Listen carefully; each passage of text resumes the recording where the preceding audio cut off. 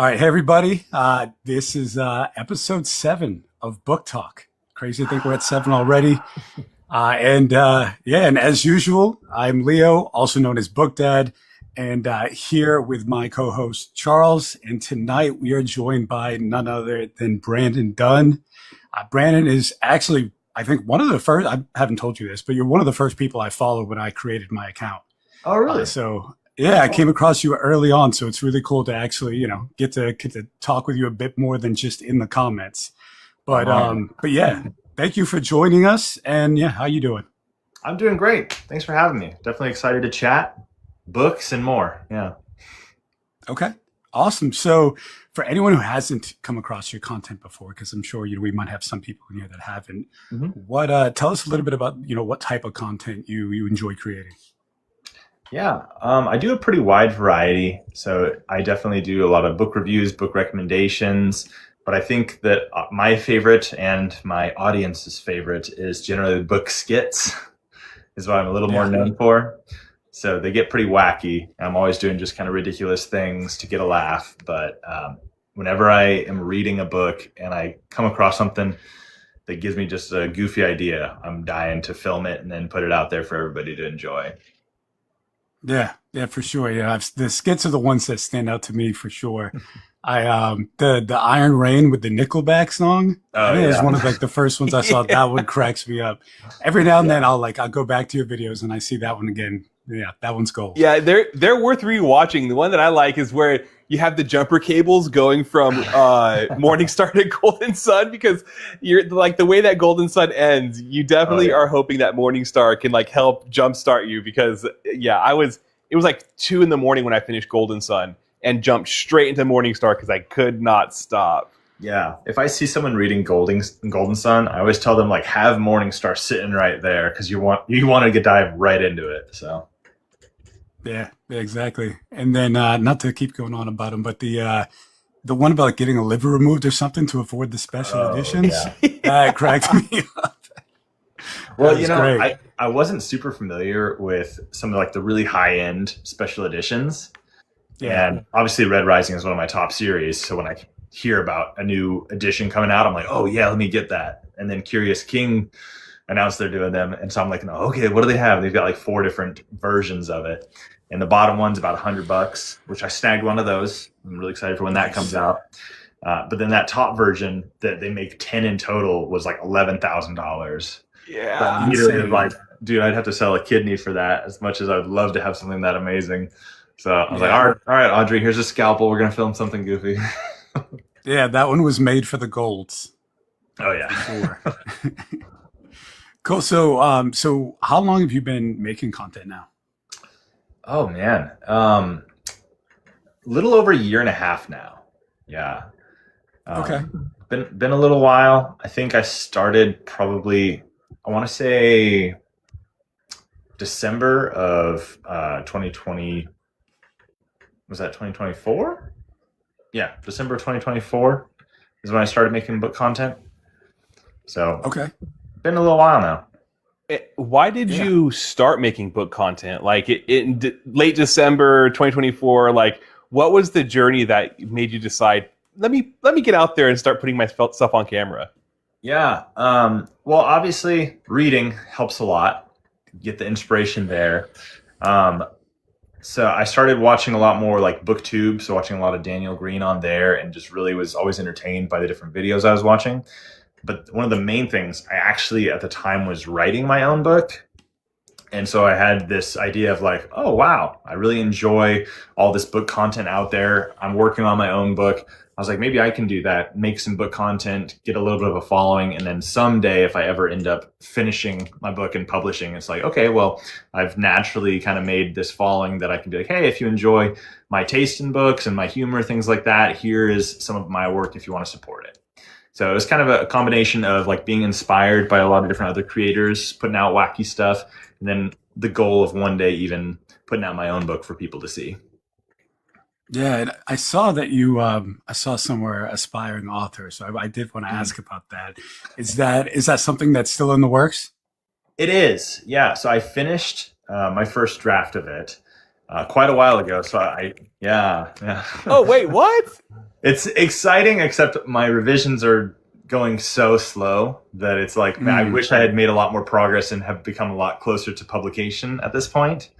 But so book content creation at first was something that I was hoping to use to sell a book, right? And now it's become a huge distractor because I enjoy this so much to where it's like hard for me to focus that time on doing revisions while I'm also like enjoying making content and doing these things as well.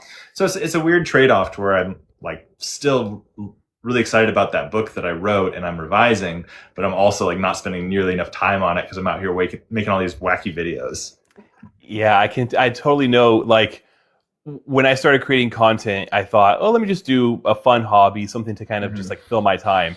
And it has quite literally become a second job for me. I spend easily 40 hours a week at my job and 40 hours a week doing content creation between like reviews and reading books and then, you know, doing like everything else in between the reviews. So I imagine it doesn't leave a whole lot of time to revise your book, but I actually had no idea that you were an aspiring author. That totally slipped through the cracks for me. Yeah, I feel like it's something I should maybe announce a little bit more, especially if I have the goal of someday advertising it on here. But I don't know, it's one of those weird things where you've got a lot of those self-doubts and you don't want to like push that too much. Because, you know, right now it's still so far away that I'm not like, I don't want to get people hyped up for it either. I'm like, my book's coming out. I'm like, I have no idea when. So yeah, I think as I make more progress and I feel closer to publication, I'll probably make a little more noise about it. But hopefully someday that happens.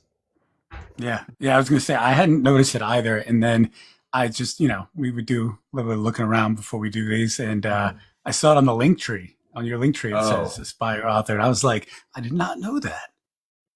Yeah, someday, hopefully. Okay. I mean, is there anything you can tell us about it, or are you kind of keeping that all wraps for now? Yeah, I won't tell you really like synopsis of it. It is an idea I'm really proud of. I think the idea is very different, but it is a fantasy and it's set in modern times.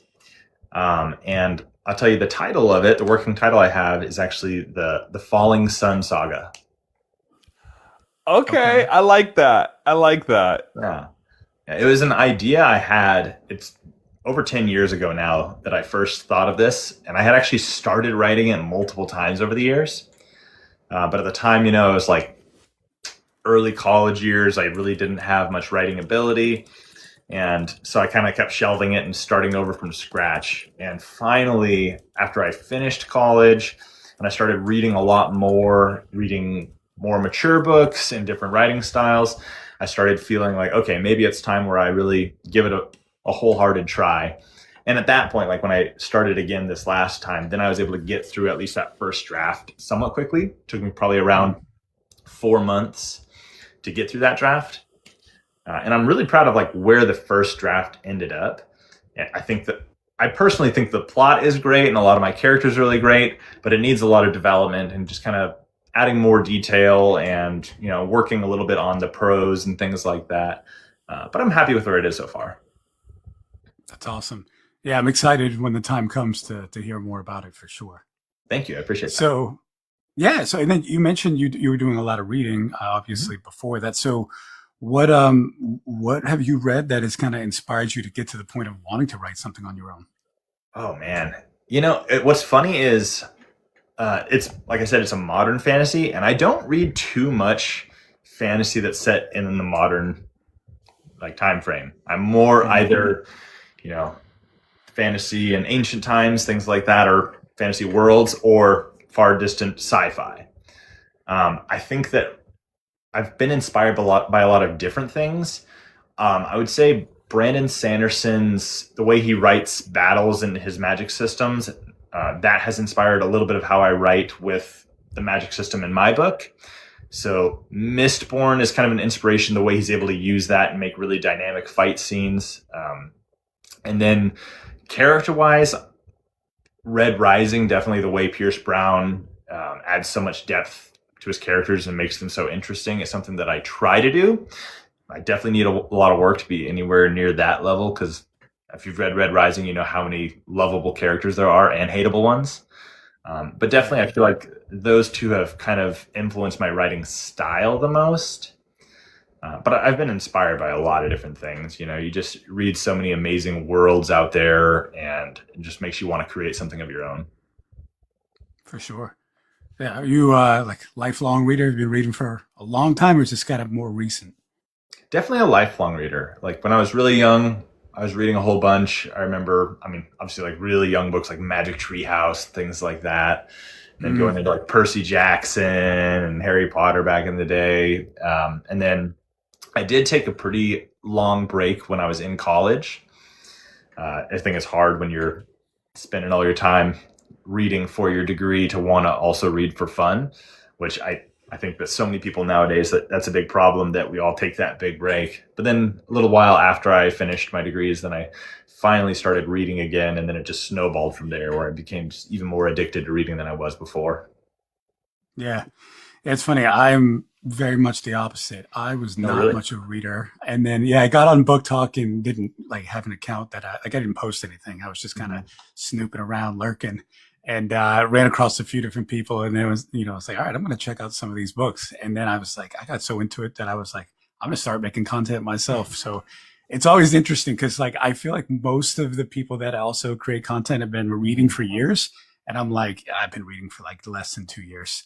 So I got a lot of catching up to do.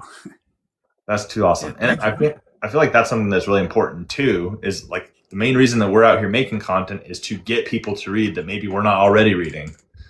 So a lot of us are promoting the same books and things like that, but as long as we're reaching people that can start reading at any point in their life, that's really cool. Yeah. Well, thank you. Thank you. I appreciate that. And it's funny. So you mentioned Pierce Brown and Red Rising. Charles and I both big Red Rising fans. You've met Pierce Brown, I guess, a couple times now, right? Yeah, it's been a few times now. Pierce is an awesome dude. So man. envious. Yeah. Yeah, it's pretty awesome. I think what was the first one, he had already seen your content, right? Had seen some of your videos, and then he was like, oh, that's you. Yeah, I was shamelessly trying to seduce him with some wacky videos. As one would do, yeah. Yeah, it was like right when he had first joined TikTok. I thought it'd be funny if I did one of like, oh, don't do anything embarrassing, trying to get him to follow you. And it was me like doing the most embarrassing, like sexy dance with a Red Rising book. Yeah, he immediately like commented on it, was like, ooh, give me more, baby, one more time, and then you got to follow her. So I did like a follow-up video where I danced to One More Time by Britney Spears. Yeah. And he followed me, and I was like, whoa. So I think I was like the 10th or 11th person he followed on TikTok, and I was just blown away. I was like, I cannot believe that worked. That's awesome. So did you read Red Rising before or after you started making content? It was shortly after. I think I had just read a little bit of Brandon Sanderson, and I was like kind of reading that as I was deciding to start making content. I may have actually been like right in the middle of the first Red Rising book when I started making content. It's hard for me to remember exactly where I was at and what I was reading, but yeah, it was very early on in my journey there. And so what was really funny though, it was literally like a week or two after I posted those when he had an event that was near me in LA. So it was like good timing because it was like fresh in his mind. Yeah, so when I saw him, then he was like, oh, and I was like, oh yes, he remembered. So when you met him, then he recognized you first. You weren't like, oh, hey, I'm the one who made the content, or was he like, hey, you're the guy who makes the content? I definitely initiated it. Yeah. He didn't just like recognize me out of the blue. So I was like giving him like some bookmarks I made, and I was like, I don't know if you remember my dancing videos. And he like looks up and he's just like, the guy. And I was like, yeah. That had to be pretty cool. I am the guy. Yeah. So then he got up and like dapped me up. He was like laughing with me for a little bit, but that was pretty cool. Okay. Awesome. And then I guess it looks like you met him and you maybe even hung out with him at Dragon Steel Nexus. Yeah. I think that was the next time that I saw him. So they did an event like that night before. They did like Howler games where they rented out this really cool arcade bar. And it was him and Matt Denneman. So I saw him like really briefly there. And then at the World Hopper Ball itself at Dragon Steel Nexus, I got to go to this really cool kind of exclusive event before the World Hopper Ball where a lot of the different authors and stuff were there. And so Pierce Brown was there. And again, he didn't like recognize me right off the bat, but he was like, I was talking to him and he's like, I know you. Like, what do I know you from? I was like, oh, I'm the dancing guy. He's like, yes, that's right. Brandon. Yeah. So he was able to remember my name. But I chatted with him for a little bit and just telling him about like all the people I've got reading Red Rising and stuff. And it was just really funny. The video that got really popular from there, it was at the end of the night. So the World Hopper Ball's over. We're all like a little toasted because we're having drinks and having a good time and dancing, you know. Yeah, the ska revelries at the World Hopper Ball. So we're leaving, and I see Pierce like with his little crew there, and I was like, "Hey, Pierce, have a good night." And I'm walking away, and he calls me back. He's like, "Brandon, come here." I was like, "Oh God, what's he want?" So I go over, and then he's like, he's telling me because I told him my wife Audrey wasn't able to make it because she was still in school. She was in her Cairo program at the time. And so he's like, "Let's make a video. Make a video to your wife." And so we did a video, and he like comes in, he's like, "Shut up, slut," and like blocks my face. And he's like, "How dare you not show up here with your husband?" And he ends up like kissing me on the cheek in the video. But super funny dude. Like he was laughing with me, and he's just a really cool guy. So that is such an amazing story. Like what an unforgettable night. Because now to start off, before I move forward with this question here is, I find it incredibly criminal that you are sub 10,000 followers with the quality 100%. Of your content, with like how much you put into it and how often you're posting. To look at your account and be like, this guy doesn't have 150,000 followers is insane to me. I don't understand it. But how crazy is it that even at that time, right, you had even less followers than you do now, that you were a relatively small account making these, funny Red Rising TikToks, and you got to meet Pierce Brown and have this interaction with him and make these videos. Like, I don't know. I just think that a lot of people think that you have to have these huge accounts to get really cool opportunities. And you had this amazing once in a lifetime opportunity to meet one of your favorite authors and have this great back and forth with him when your account was relatively still new. Yeah. My following at the time was definitely really small. I mean, it's still, like you said, really relatively small. So I'll tell you kind of what happened. So obviously, like I had some interactions with Pierce Brown, but there's someone that would work social media for both Pierce Brown and Brandon Sanderson. And she had seen some of my videos and thought they were really funny. And so I found out that I got invited to that kind of exclusive event there because of her. She kind of got me on the list. And so it really doesn't. So you were on the list. I was wondering. So there's this thing. It was called the Prologue to the World Hopper Ball. And it was just still the craziest thing I've been to since starting doing all this content. And I didn't realize how crazy it was like leading up to it. I was like, oh, there's probably going to be like a bunch of people invited and stuff. And I started talking to people while I was there, and I found out like it was a really exclusive thing. But we show up to it, and it's like an hour before the actual World Hopper Ball starts. And so we're like going in this hallway, and they've got like the list with our names, and they had like personalized, it was like a bookmark name tag for me. And they knew. I was like, oh, Brandon Dunn, yes. And they're like, give me that. I was like, what the hell is going on right now? And so like we like walk in there, and I got to take my buddy, Bookish Ben. Yes. Yeah. So I got a +1, so I got him in there, and the entire night we were just completely starstruck. Like I can't tell you, there had to have been 100 times that night when we were looking at each other like, how the hell did we get in here? Like what is going on? We like walk through into where the World Hopper Ball is set up, and immediately just see Brandon Sanderson and his wife. And we're just like, oh my gosh, like this is crazy. So we like go up and we're talking to Brandon Sanderson, and we get a picture with him. And then just the whole night we're just like, oh, that's there's Matt Dinneman there. Oh, there's Brent Weeks. Oh, it's Christopher Paolini. And we're like just chatting with all these authors and these people in the book industry. And they're just bringing us drinks and appetizers. And the whole night, I was just like, I cannot believe I'm here. And at this point, I wasn't even sure how I got on this list. Literally got like an email like, oh, we'd like to invite you to this prologue to the World Hopper Ball. I'm like, cool, that sounds amazing. But I'm there like, what is happening? But I saw the person that did social media for both Pierce Brown and Brandon Sanderson. So I ended up like pulling her aside. I was like, did you get me on? Is it you that got me here? She's like, yes. And I was like, oh my gosh, thank you so much. So... Yo, shout out to whoever that is, because that's amazing. Yeah, it was, Charles, we need her to get us on the list. Yeah. Right. What's her at? Yeah, I don't want to put it out there. I don't want everyone reaching out to her. She'll get hounded. Yeah, for sure. No, but it was really amazing. And the World Hopper Ball itself was just so cool too. It's a whole like theater production going on from Mistborn, but just being there with all these huge content creators that I had just already looked up to, respected, and all these authors that we were just chatting with was just felt like a once in a lifetime opportunity. So I would say it does not matter how big your following is. If you're making fun videos and content that you enjoy, then you'll have really cool opportunities because people will see that, they relate to it. So like you said, I don't have a huge following, but I can't tell you how many amazing opportunities I've had just because I've been able to make someone laugh. Yeah. Yeah, that's really cool.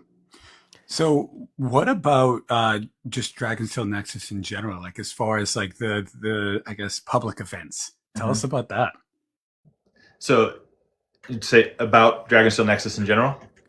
Yeah, just like the I would say it's like a 2-day event, right? I believe it was 3 days. It might have been 4 days. Three or 4 Oh wow. days. Yeah. It's so I haven't been to a lot of large events. I'm going to a little bit of Worldcon coming up, not this weekend, next weekend.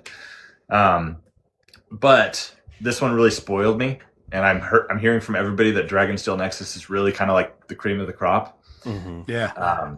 The whole event, I had so much fun, like so much fun. I got to hang out with all these other amazing creators that I've become just such good friends with, and we're just hopping from panel to panel and all these different events the whole time.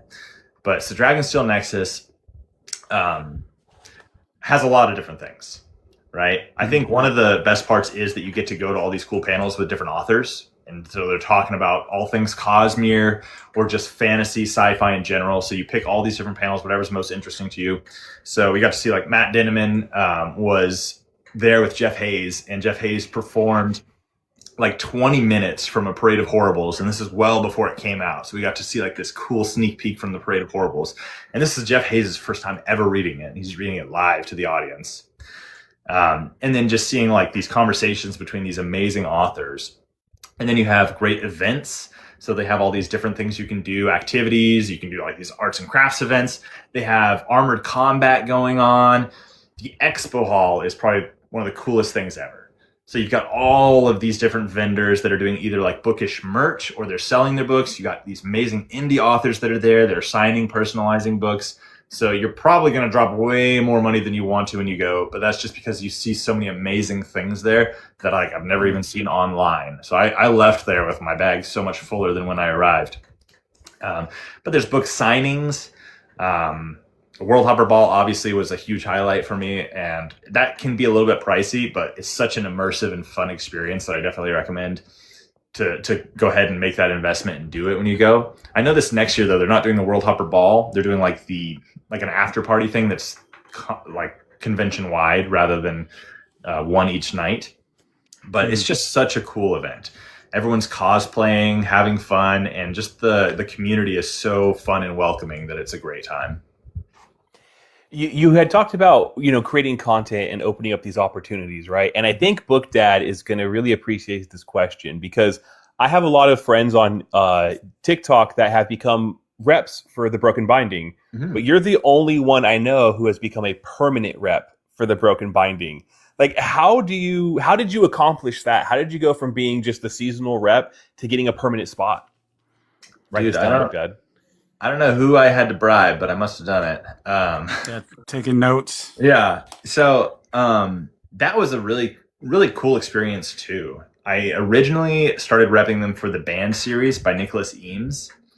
And at that time, like I'd always seen Broken Bindings books and I had no idea like what the chances were of becoming one of these temporary reps for a series, but I threw my name in the hat and ended up getting picked. And I don't want to like, tell anyone like, oh, you've got an excellent chance or, oh, you have no chance, right? There's so much that goes into who they pick for that. And it's not about follower count. Obviously, they've had so many people rep for them with much, much higher follower counts than I have. But I think that my content was just a little bit more different than a lot of different reps there. So I'm out there making wacky videos and I'm dancing with their books and just making a fool of myself. And, I did during that time when I was repping for them, Nicholas Eames's series, I ended up interviewing him on here and then putting that on YouTube. So I think just really becoming a fun, active member of that rep team helped me a lot. And then I shamelessly like plugged myself when I was getting close to the end there. I applied. So I was an Instagram rep for the band, and then they were just starting to do TikTok reps. And so I applied to be a TikTok rep for the next cycle. And they're like, okay, we'll keep you a little longer. You've been fun. And then as I was nearing the end of that, I was just basically talking to one of the people that runs it. And I was just like, hey, I really like being a part of the team. I feel like I'm adding a lot of value here and have kind of some different content. And if you're considering permanent reps, I would love to be considered. And so I think that just having the confidence to advocate for myself for that helped, to where I don't know if I would have been picked if I didn't do that. And I think that just being upfront about it, like I want to be permanently part of this team, helped for sure. And she was like, you know what? We've actually been considering that. Let me make some calls. Let me talk about this. And then shortly after, she's like, we're going to keep you. I was like, yeah. So it's been amazing. How many cycles did you do? Because they do quarterly, right? So how many, was it like 2 cycles and then it was permanent? Yeah, it was just the 2 cycles. And then they announced me as permanent. I think it did help that I'm on both TikTok and Instagram, because a lot of their permanent reps are pretty much solely Instagram. And so having a little bit of a following here definitely helped my chances. But yeah, I think really just making people smile and laugh and always trying to be friendly is the real reason they kept me around.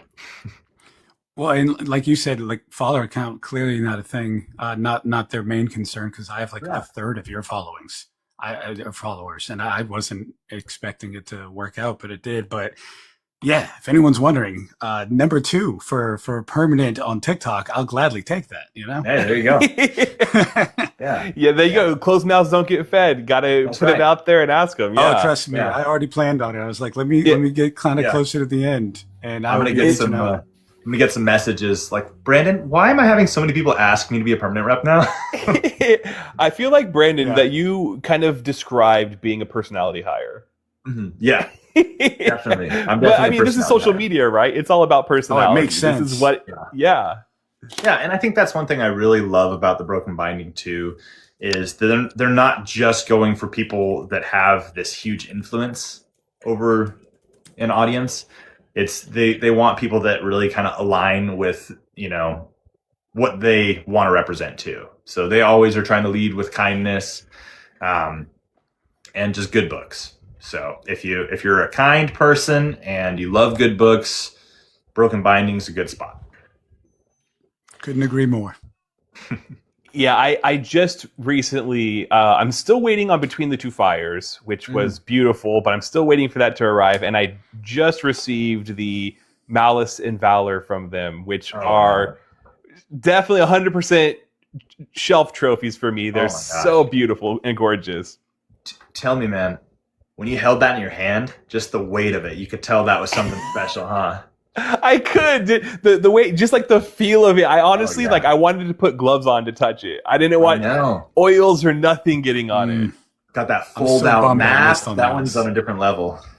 Absolutely. You know, and speaking on a different level, it seems like you have been on a couple different levels, because I was doing some sluicing and I saw that you had climbed an elevation of 14,000 feet when you summited Mt Whitney. Yeah. How was that? Because it sounds like you took a couple attempts to do it. Yeah. So my day job is also really cool. I do consider this like my second job, but my normal job, I actually oversee an outdoors program for a university.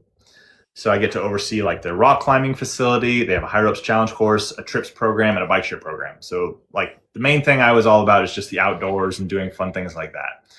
And so Mount Whitney was one of those big things. It's here in California, but it's, you know, the tallest mountain in the lower 48 states. And so I did one attempt years ago, and it wasn't great conditions. It was like pretty snowy, and I just definitely wasn't prepared for it. We didn't acclimate really well. We kind of went up from a lower elevation already and then just started our hike. And if you look into doing Mount Whitney in one day, it's a little over 21 miles total, and you're usually starting like 1 in the morning, and you're doing the whole thing all in a day. And I didn't realize how bad the elevation would hit me because I had never been to anything near that elevation. But pretty close towards the top, I think I had like 2.5 miles to go until the summit. I started really feeling the symptoms of AMS. So getting like really nauseous and getting kind of wobbly as I was walking. And so I ended up just sitting on the side of the trail, and I let the few people that I was with, we had like a group of like 8 of us. 4 of us made it up to the trail crest, which is kind of like that final stretch of it. And I was one of those 4 people that made it there. And then I had to just lay down and be like, you guys go, I'm going to fall off the side of this mountain if I try to finish this. So luckily they were able to go and summit, and they came down, and I hiked down with them. But man, I didn't even want to do it that bad at that time, but having failed it and been that close, I had this crazy fire lit in me where I was like, I have got to get on top of this mountain. So then I did a second attempt, and I think I was so determined that I was not being super smart about it, because we were able to last minute get some permits that someone canceled. And so we weren't super prepped for that. We weren't able to acclimate. We drove straight from where I live, which is a few hours away, drove straight there and started hiking it just after midnight. And so like pulled an all-nighter to start it. And then the altitude is even worse because, you should be acclimating yourself and getting rests in beforehand. And we didn't do that. So very quickly, it hit me even worse and faster than the first time. Had to turn around. And then finally got permits, was much better prepared, went with my wife, and we just made sure we were taking plenty of rest breaks, eating some good healthy snacks along the way, drinking lots of water, and we summited. And it was amazing. I remember as we were coming up on the actual summit, my wife's like, "You did it, honey." She turned around, she's crying, I'm crying. I was like, "Yeah, we did it." I bet. Yeah, that's such a victory, Yeah. And it's nothing like Mount Everest or anything like that. You're not mountaineering. It's a hike. It's just a really tough day hike, and the elevation can really kick your butt.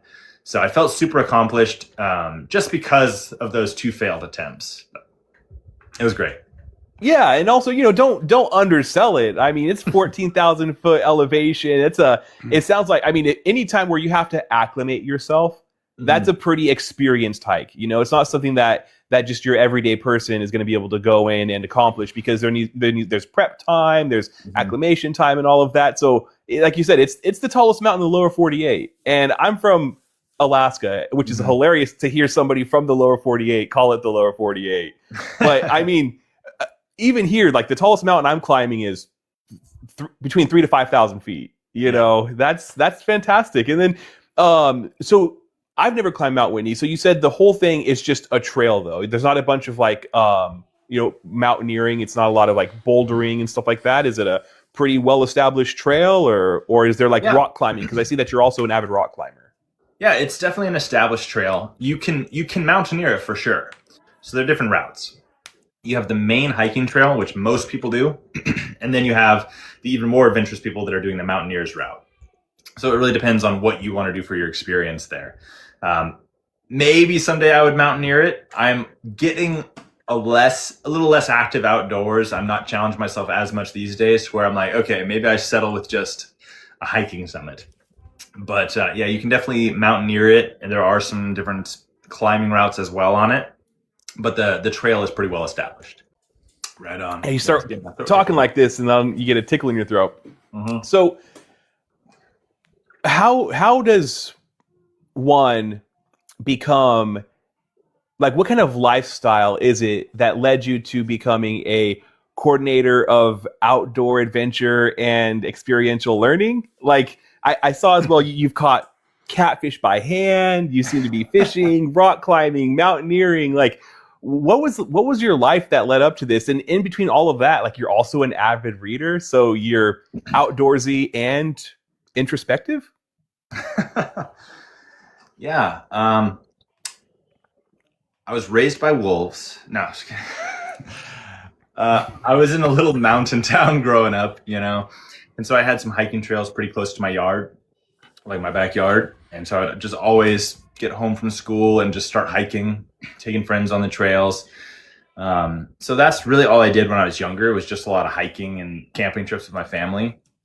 And then the catching catfish was something I always just did to impress my friends. We had like a little lake out there where I'd go swimming in there and take them out. And then I'd just start sticking my hand in holes in the lake and pulling out catfish. But I got a lot more outdoorsy when I was in college. So the same college I work at right now, I was a student. And I started climbing there at their rock wall, got addicted to that. And I was there every day. And finally, they're like, okay, we're going to hire you on. So they hired me on to work the rock wall. And then I ended up working for their trips program, leading some trips. And I became their student manager, leading their trips program and their bike share program. And then from there, they opened up their new challenge course. I started facilitating that as well. So I just kind of got a lot of experience as a student in all those program areas. I became a raft guide on the river out here, did that for a few years as well. And then as soon as I finished my master's degree, the coordinator that was here before me, who was a really good friend of mine, he ended up moving closer back home out of state to be closer to his family. And so I was just finishing my degree. I had a lot of experience and I was like, hey, like put me in. And so luckily I was able to get that position that I was already really passionate about. And it's been amazing going from a student in those positions where I feel like it changed my life and gave me so many opportunities to now give those opportunities and kind of raise up other people to try new things outdoors, get out and see something beautiful. So it's been really rewarding. And what is that you do as a day job? Because there's a title, but then there's like what you actually do. And it sounds like a lot of fun. Like I probably took the wrong direction and went into data analytics when I should have been doing that. Yeah. It really varies on the day to day. So I teach a couple classes there. I teach one rock climbing class, and I also teach a CPR first aid AED class. And then just overseeing the day-to-day operations of our rock wall, all the staff there. A big thing I do is more training our staff, getting them ready, and they're the ones that are leading the programs. For the most part, it's just my rock staff every day. And then I've got my trip leaders going, leading trips with other students. So I get them trained up and get them some experience and help them to grow to where they feel confident to do that. And same thing, my challenge course, I train up all of our facilitators, and then they facilitate all these challenge course bookings and take people through a high ropes course experience. So depending on what we have going on and what kind of programming is going on depends. I mean, that tells what my day is going to be, but all sorts of fun things I get to do. So still get to get out there every now and then and lead trips and lead challenge course sessions, but now it's a little bit more, I've passed the reins on to those capable student leaders that are doing a lot of it. Yeah, that sounds like quite the well-rounded day-to-day lifestyle, right? You're creating book content, you're being a husband, you're reading, you're doing a lot of things that incorporate the outdoors, you know, and being married and creating content. I know there's a lot of people who kind of have a different way that they do it, but your wife is involved in a lot of your content. How does that go? Because I would love to get my wife a little bit more involved, but she's definitely shy in front of the camera. So like, how do you get her to play into it? Yeah. I'm fortunate that my wife, Audrey, is just a big bubbly personality, that she's really not shy. So she didn't take too much convincing. Right. Yeah. No. So at first, like the first couple, I was like, okay, honey, I want you to do this. She's kind of like, are you sure? All right. Because she wasn't even reading these books either. So some of these concepts that she was in the video, she's like, I don't even know what this means. But she's like, okay, if you think it's funny, I'll do it. And so we were making these videos. But now she's gotten really into reading these books too. So she's read all of Red Rising. You know, she just read The Devils by Joe Abercrombie. She's read Mistborn, and she loves all those.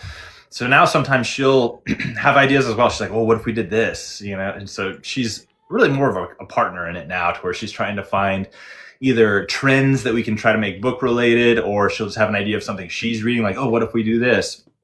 So that definitely helps. Is if you can get your wife reading the books you love, that's one way where they're going to be more invested in it. But other than that, it's just, you know, show them some other book couples that are on there. Like, oh look, Yeah. Brandon's wife didn't read these books at the start. Look what she's doing. She's having fun with it, and I think she really enjoys it too. She started getting excited to film with me, and so now she's a really good sport about it.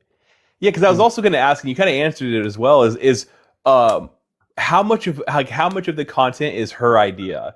And it sounds like she kind of has been prodding you. Hey, what if we did this? What was the last content that maybe was like her idea, or that she had a lot to incorporate into it?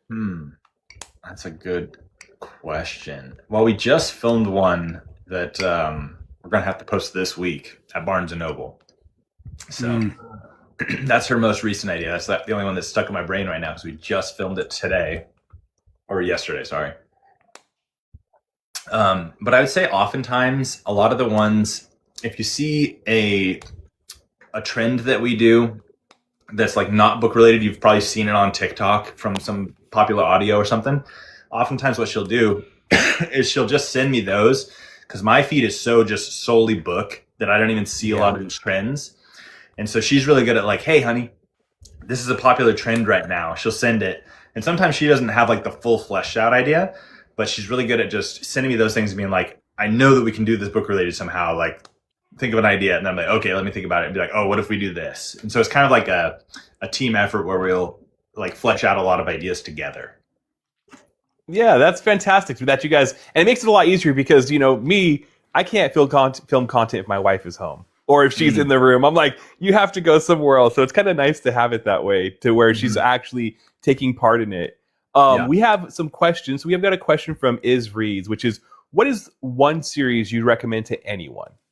Well, I always definitely recommend Red Rising. I think that is one that just appeals to an extremely wide audience.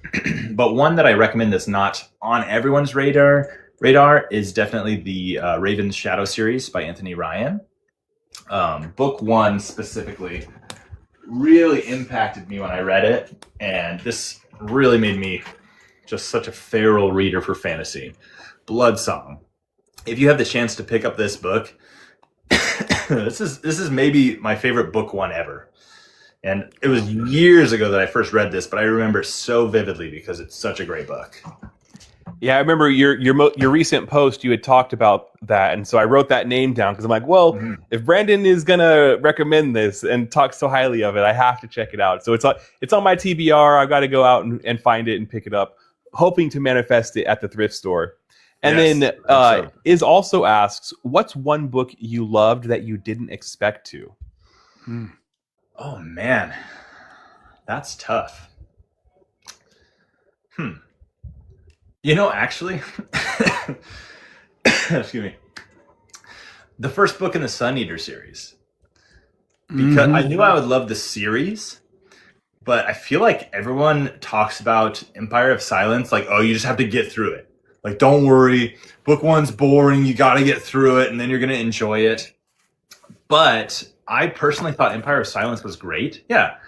And it definitely, obviously, it doesn't have that huge scope that the series has. It's a little bit more focused on just Hadrian when he's younger.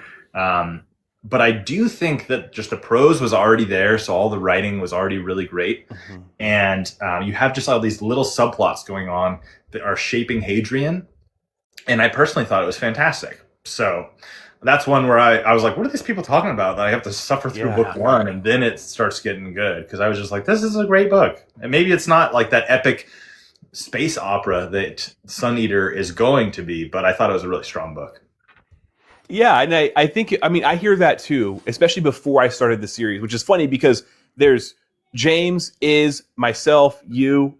I loved Empire of Silence, and I wasn't expecting to because I did not think that it was going to be as good because everybody on BookTalk was saying the same thing. Oh, just suffer through it, and then it gets better. But after I read it, I loved it. And another thing is I don't understand why people are bashing on Hadrian. Since Empire of Silence, I've loved his character. Like, he's not a perfect character, but he's great. Got his things, right? Everyone's got their things. But, like, by no means is he a bad character. He's, like, a little bit, he's the rich kid that doesn't really understand the broader world, but he's shown that deeper look at it in book 1, where he starts to understand. So, like, that's where a lot of the growth is. So I also don't get the hate. It's like, he's already not a jerk compared to a lot of these, rich, Palatine class. And then he's shown like the real grime and the struggle of the common person. And so I think book one is such a great character study in like someone from a privileged background experiencing those things. So I also don't get the hate. Yeah, to this day, the story arc with Kat is one of my favorites. Oh yeah, it was fantastic. Mm-hmm. Have you And so completed the the book series? oh, go ahead, Ben. What was that? I was saying, have you completed Sun Eater? Yes, just a couple months ago, I finished Shadows Upon Time. Recently. Okay, Yeah, I'm and I only still two think books about in. it probably every day. So that was a conclusion, man. I'm only in. I just finished Demon in White, and I'm going through halfway through the Kingdom of Death. Oh, have fun, man! Yeah, Yeah, that's what I hear. yeah. So I'll I be got here for the you. Book Dragon. The Book Dragon asks, if you can hang out with any author for an afternoon, who are you choosing? I mean, Well, you've you know I already got got to so catch many. up with my boy Pierce. We'll have some beers. I think Pierce is a climber too, so we got to get out there and do some climbing. I could see that. Yeah, no, I think he'd be a ton of fun. It's hard because I feel like I have already met a lot of the authors that I'm really excited to meet. There's obviously more authors that I want to meet. Like I'd love to meet James Islington, Anthony Ryan, a lot of other big ones. Robin Hobb, I would love to meet. But the personalities that I think I would mesh super well with are some of the ones that I've already met. So obviously, like Pierce Brown's a super cool guy, really fun. Matt Dinniman's hilarious. He's just so different. He's such a cool dude. He's already been razzing me a little bit for some stuff. And then Ryan Cahill is such a character too. Like, and he can throw back the drinks. So I know I could just have some drinks with Ryan Cahill and have some fun. But I feel like what's so cool too is, I get a little starstruck when I meet these people, but these authors, these huge authors, are so down to earth and just so kind when you actually get to have a one-on-one conversation with them, to where I feel like, you could really do that. You can go out to a dinner with one of these authors and just have a fun time chatting. Yeah, Well, and you're in a it's great a little bit. location because I was just going to say you're in a great location because they seem to have book tours around your area. I've gone to, a few like author events, and so it looks like you've had a chance to meet a few of them even outside of Dragon Steel Nexus.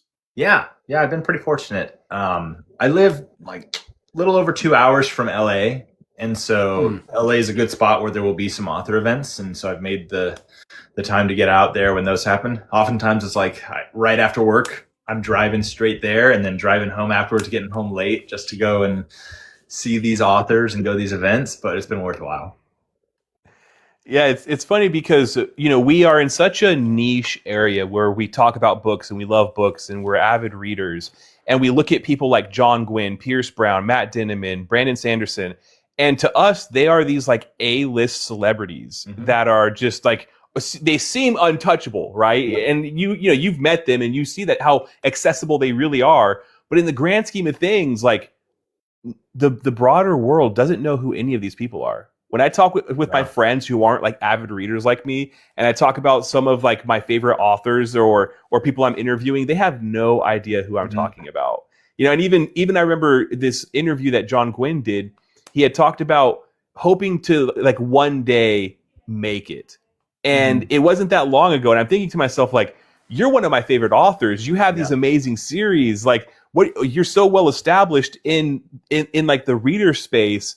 But, to him, he's still not up at the precipice of where authors can reach, So it's just interesting that you say that, because they are a lot more accessible than we put them. Like, it's almost like as readers, we put them on a pedestal and expect them to be a lot more of a level of fame than they really are. Yeah, definitely. They're people, and they're generally very nice people that obviously share interests with us because we're readers. So you've got things to talk about with them. Yeah, I think the only thing that can be intimidating is you don't want to say something stupid, because generally they're very intelligent people. So, like when I met Matt Dinniman the first time, it was an event in LA. I went with my wife, and I had just ordered a Dungeon Crawler Carl shirt from the TikTok shop. I was like, this is great. We're going to wear these shirts. We'll go there. And so we wait in line and we get there to meet him. And so I asked him a question. I was like, hey, Matt, how far do you think my wife and I could make it in the dungeon? And he's like, you really want to know? And I was like, yeah. What do you think? And he's like, well, what was her name? Audrey? Yeah. It's like, well, Audrey's shirt's spelled right, so she's going to make it a hell of a lot farther than you. and I look down, and my shirt says "New Achievement" instead of "New Achievement." I didn't even look at it because I was so excited. It like came in, I was like, throw it on, and I just remember being like, I was laughing about it. It was really funny, but in my head, I was like, he thinks I'm such an idiot. You're just cringing internally. Yeah. And he was super cool about it. Like, we laughed, and I was like, oh my gosh. But then he remembered that from Dragon Steel Nexus. Like, I went up and said, hey, Matt. He's like, where's your shirt? And I was like, you remember that? He's like, sure do. Hey, that's good. It played out right. It made you memorable. Yeah, and he was super nice about it. And, we did a video for Audrey there, too, where it was like, hey, all right, Audrey, you're still going strong in the dungeon. I was like, did I make it, Matt? He's like, nope. So, super cool dude. He was just like walking around the con, causing mayhem and making people laugh. But that was one thing that was funny, though, because obviously, a misspelled shirt meeting one of your authors you look up to could be super embarrassing. But he was laughing with me when I talked more with him at Dragon Steel Nexus. And I was like, obviously it turned out to be like a bootlegged shirt from TikTok Shop. Yeah. I was like, I hope that didn't offend you, man. I didn't know. I just ordered it from TikTok Shop. He's like, no, dude, one of them got me too. He's like, I got a misspelled shirt. I was like, what? He's like, yeah, from my own series. That's so probably why it stood out to him. It was misspelled, which is why he recognized it so fast. That makes sense. Yeah, you gotta watch out with the TikTok Shop sometimes. I know. Yeah, they've got some good ones, and sometimes they have some bad ones.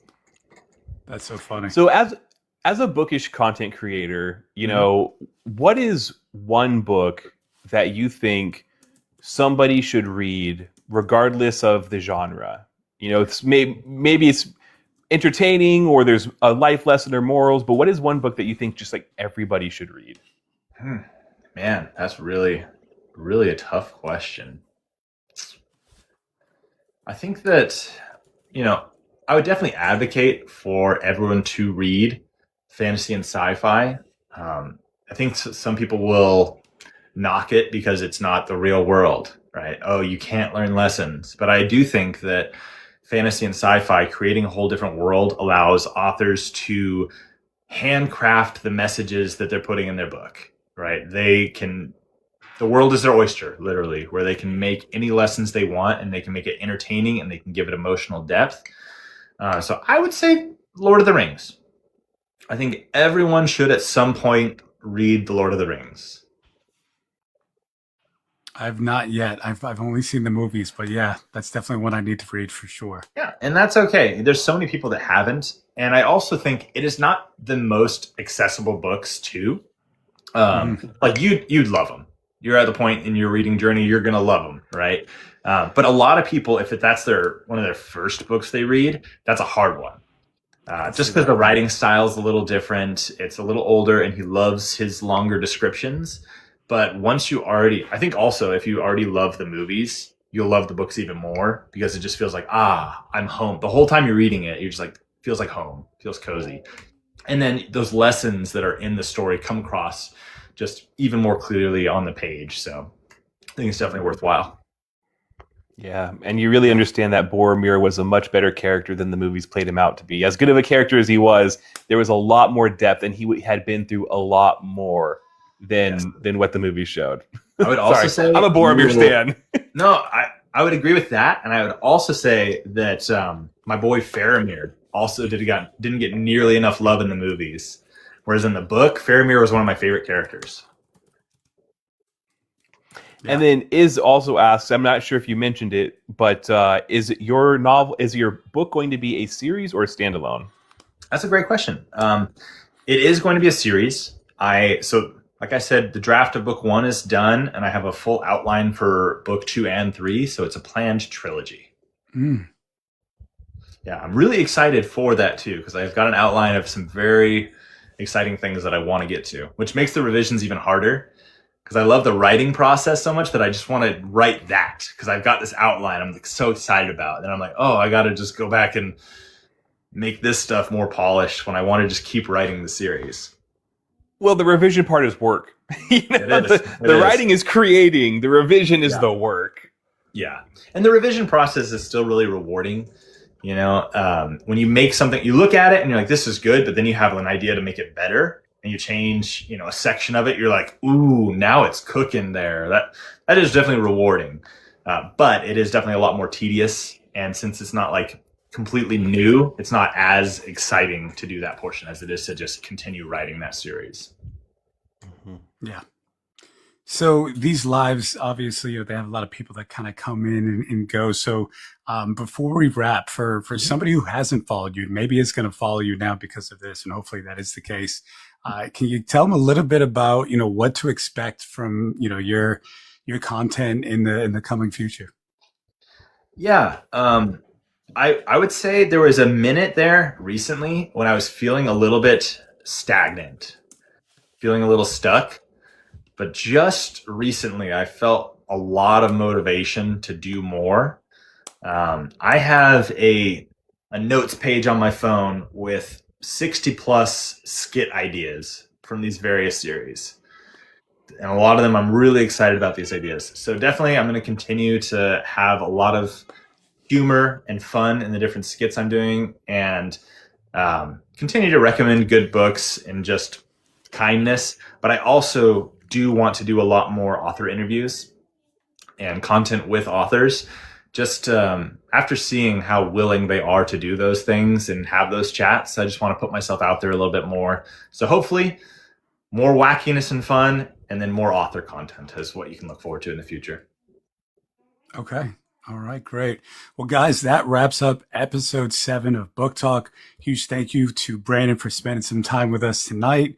It's obviously great to get to catch up with you and talk with you a bit more than, just inside the comments here on TikTok. So appreciate you taking the time to talk with us.